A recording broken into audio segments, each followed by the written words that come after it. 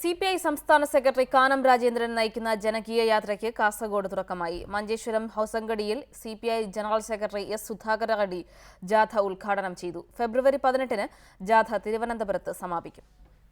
ബാർക്കോഴയിലും സരിതയുടെ വെളിപ്പെടുത്തലിലും പ്രതിരോധത്തിലായ UDF സർക്കാരിനെ അതിശക്തമായി വിമർശിച്ചുകൊണ്ടാണ് കാനം രാജേന്ദ്രൻ നയിക്കുന്ന ജനകീയ യാത്ര പ്രയാണം തുടങ്ങിയത്. CPI general secretary S. Sudhakar Reddy Kanam രാജേന്ദ്രന് പതാക കൈമാറിയാണ് യാത്രയുടെ ഉദ്ഘാടനം നിർവഹിച്ചത്.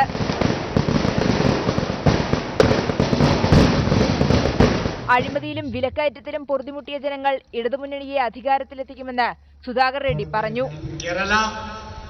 The UDF is full of scams for the last 5 years. Earlier we had about the ice cream parlor scam, later solar scam, and recently wine shops scam.